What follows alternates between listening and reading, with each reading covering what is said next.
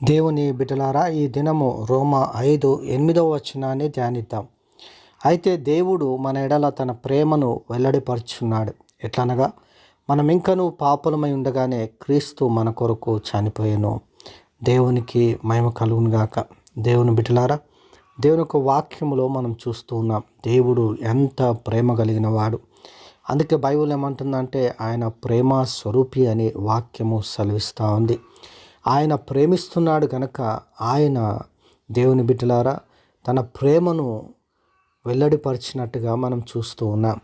యేసుక్రీస్తు ద్వారా, యేసయ్య కలవరి శిలువలో మన కొరకు తాను బలి కావడం ద్వారా, మన కొరకు ఆయన తన ప్రాణమును ఆ శిలువ మీద అర్పించుకోవడం ద్వారా దేవుని ప్రేమ ఎంత గొప్పదో మనము చూస్తూ ఉన్నాం.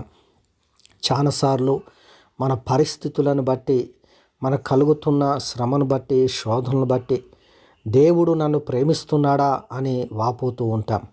దేవుడు నిజంగా ప్రేమిస్తున్నాడా అని డౌట్ వస్తూ ఉంటుంది.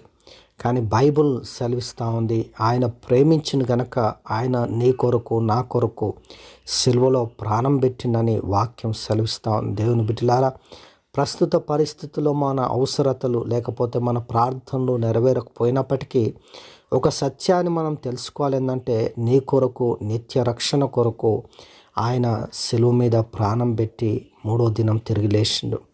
ఆయన మరలా నీ కొరకు రానై ఉన్నాడు. కాబట్టి తాత్కాలికమైన వాటిని బట్టి దేవుని ప్రేమను చూడటం కాదు, కానీ దేవుని వైపు నుండి దేవుడు నీకేం చేసిండో అది జ్ఞాపకం చేసుకుని, ప్రభువా, నువ్వు నన్ను ప్రేమించి నా కొరకు ప్రాణం పెట్టినావు, ఎవరు చేయలేని పని చేసినందుకు వందనాలని దేవుని మహిమపరుద్దాం. అట్టి కృప దేవుడు అనుగ్రహించునుగాక. ఆమేన్.